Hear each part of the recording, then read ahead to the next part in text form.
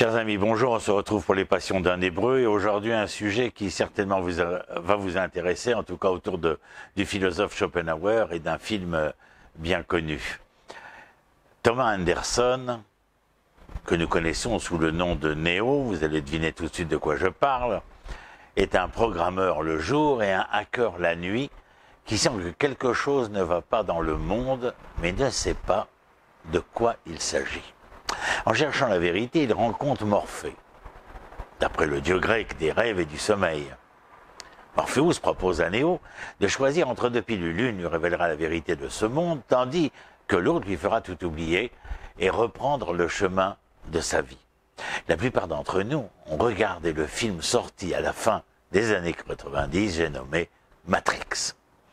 Néo réagit à la découverte de la vérité. Il avale la pilule et apprend que toute l'humanité est inconsciemment emprisonnée dans la Matrix, une réalité virtuelle.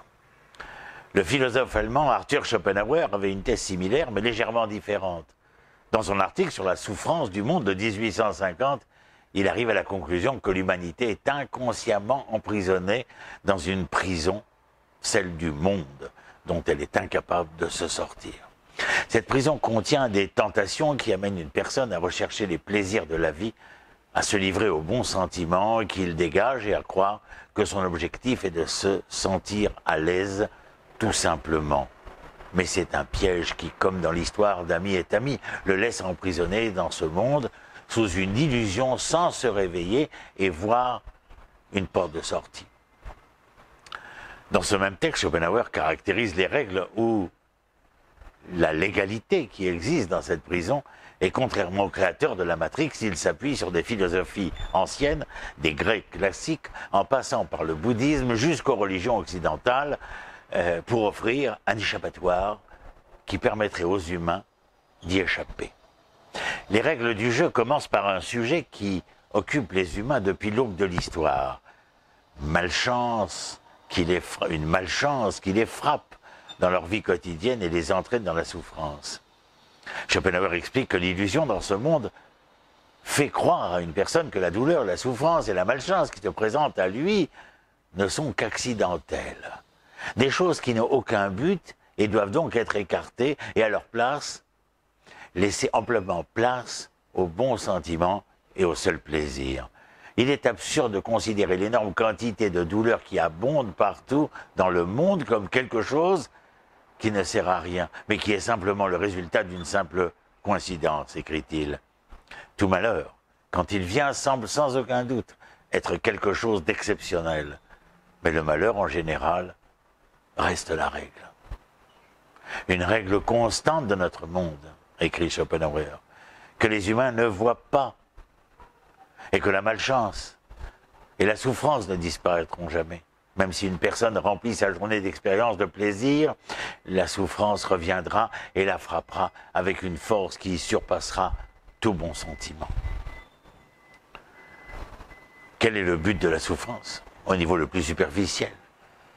Tout comme à l'absence de pression atmosphérique, nos corps exploseraient en morceaux, de même les hommes ici se gonfleraient rapidement si leur vie était libérée de toute nécessité, difficulté et détresse, ou si tout ce qu'ils faisaient venait à leur réussir. Ils n'exploseraient peut-être pas, mais ils se mettraient en scène, en train de s'amuser, de ramper, de devenir fous, et en conséquence une certaine quantité d'inquiétude, de douleur ou de trouble est nécessaire pour chaque personne à tout moment. Un navire sans charge, écrit Schopenhauer, est instable et ne naviguera pas droit. À un niveau plus élevé, il écrit « Le travail, les soucis, les efforts et les ennuis sont le lot de presque tous les hommes, tout au long de leur vie. Si tous leurs désirs étaient exaucés dès qu'ils se sont manifestés comme les gens le voudraient, mais comment ces gens passeraient-ils leur vie? Feraient-ils de leur temps? Que feraient-ils de ce temps-là si le monde était un paradis de luxe et de confort, un pays où coule le lait et le miel, où chacun obtient ce qu'il veut à la fois et sans aucune difficulté? Les gens se mourraient d'ennui ou se pendraient, engageraient des guerres, des massacres et des meurtres, de sorte qu'à la fin l'humanité reviendrait à ce qu'elle a toujours été. Elle a souffert plus pour elle-même qu'elle en a maintenant des mains de la nature.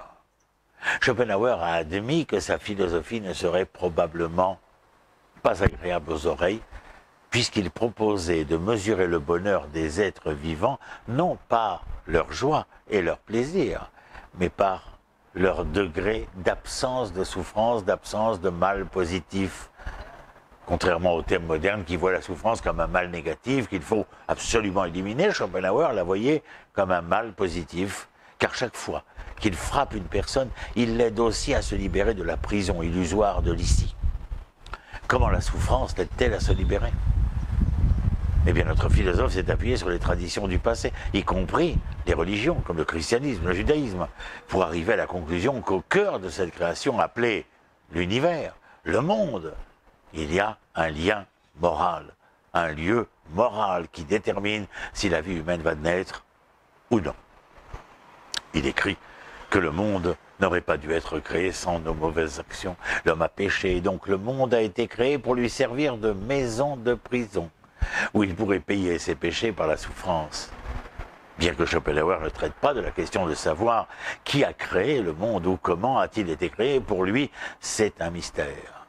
Schopenhauer a admis qu'il ne comprend pas pleinement ce mystère, celui de la création, comme les Grecs, par exemple, ne l'ont pas fait, car ils considéraient le monde et les dieux comme la création d'un besoin mystérieux. C'est ce qu'écrit Schopenhauer. Quoi qu'il en soit, a-t-il ajouté, il est peu probable que le monde ait été créé par un Dieu suprême sur un coup de tête, et il est encore plus improbable qu'il ait voulu créer un monde où tout est bon. Ce genre de revendication, écrit-il, est généralement utilisé pour attaquer sarcastiquement l'idée d'un créateur. Rien n'est plus certain que la vérité générale, que c'est le grave péché du monde qui a créé la douloureuse souffrance du monde, et l'a illustré à travers l'histoire de la chute de l'homme dans le Nouveau Testament, une continuation de l'histoire de l'expulsion d'Adam et Ève du Jardin d'Éden dans la Genèse. Schopenhauer lui qualifie l'histoire de la chute de cette vérité métaphysique. Je ne vois pas de meilleure explication à notre existence ici qu'une existence qui est le résultat d'un faux pas, d'un certain péché dont nous avons été punis et dont nous payons le prix. Comment sortir alors du labyrinthe ou être libéré de cette prison? Dans un premier temps, écrit-il, l'homme doit se réveiller, il doit comprendre que le but de la vie n'est pas de rechercher les plaisirs que la vie offre. Et donc, il doit abandonner cette façon de penser qui caractérise la plupart d'entre nous. L'éthique hindoue, par exemple, écrit Schopenhauer, déclare que le but est de libérer l'homme et de le racheter de la vie dans son ensemble, ce qui contraste, bien sûr, avec l'éthique des Grecs, à l'exception de Platon, dont le but, lui, était de permettre à l'homme de bien vivre. Une fois que l'homme a réalisé que le but de la vie est en fait d'être libéré de la vie, il doit traiter le monde comme une prison, dit Schopenhauer, comme une sorte de colonie pénitentiaire, ou comme l'appelaient les premiers philosophes grecs, ergasterion. Schopenhauer a écrit que l'homme a reçu une capacité spéciale, particulière, celle de regarder à l'intérieur de ses pensées. Grâce à cette capacité de méditer profondément, l'homme reçoit une sorte de mécanisme pour concentrer et maintenir ses plaisirs et ses souffrances. Mais cela a un inconvénient, mais aussi un avantage. L'inconvénient est que la personne se souvient de ses plaisirs mentaux et physiques, qui se reflètent dans l'âme, et à ce moment-là, la volonté de les reproduire. Ainsi, l'homme poursuit toute sa vie et reste emprisonné dans une illusion. L'avantage est que l'utilisation correcte du mécanisme peut lui permettre de déterminer comment mettre fin à cette peine de prison, s'il le souhaite. Il était important pour Schopenhauer de signaler qu'il ne s'agit pas seulement de sa philosophie, mais de la sagesse de tous les âges exprimée dans le bouddhisme et dans les mots des philosophes grecs tels qu'Empédocle et Pythagore, ainsi que chez Cicéron, le stoïcien, qui a fait remarquer que le sage et les anciens enseignaient que nous venons au monde pour payer les crimes que nous avons commis dans la vie de nos prédécesseurs.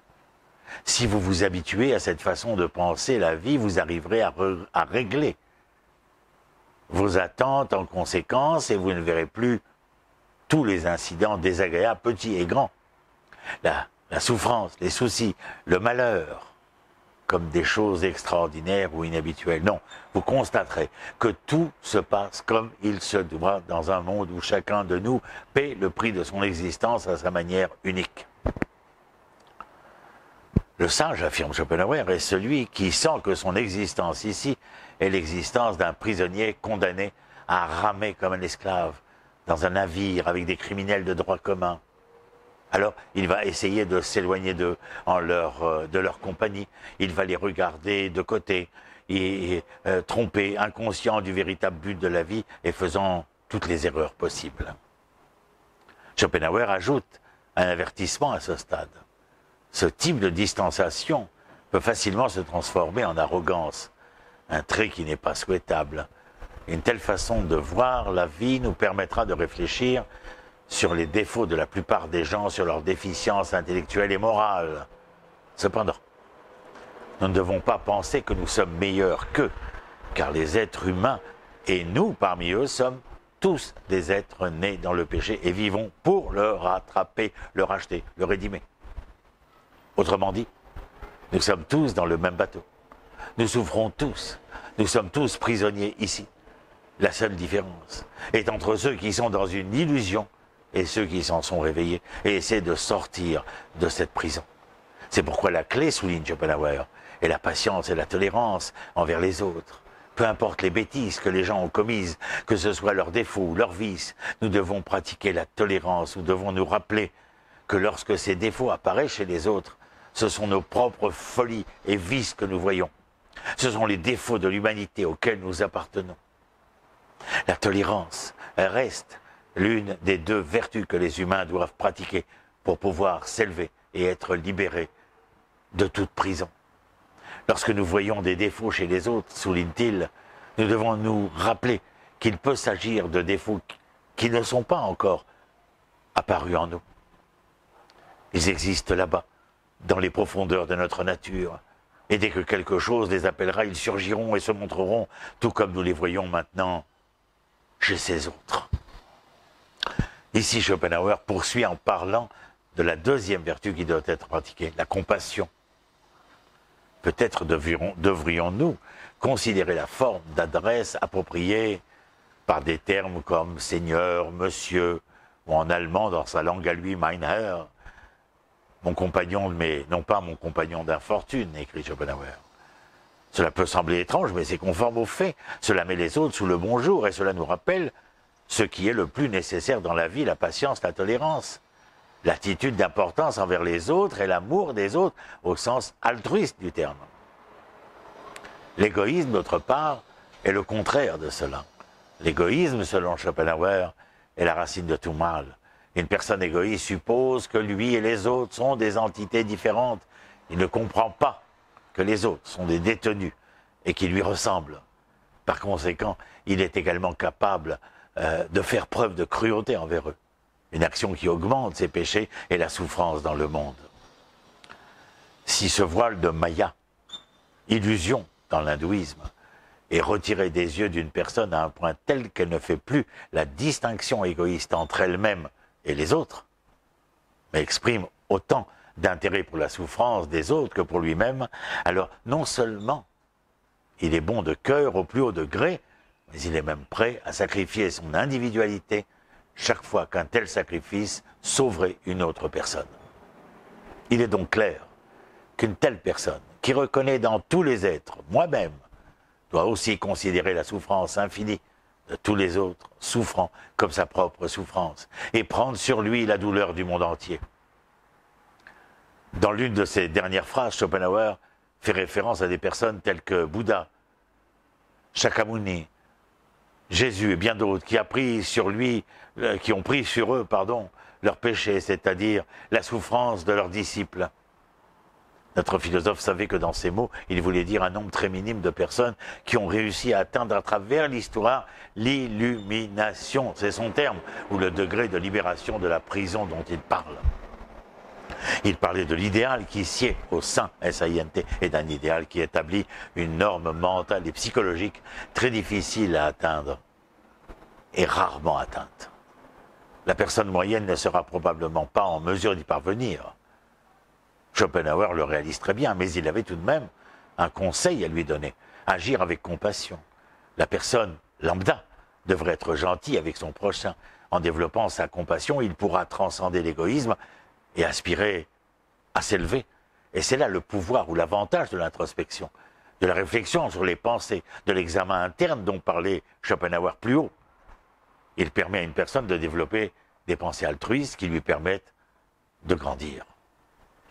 Il croyait n'avoir découvert rien de moins que la vérité de l'univers, bien qu'il ait clairement puisé ses idées dans les religions orientales et occidentales. Il a pris toujours soin de rester à l'écart de la terminologie religieuse.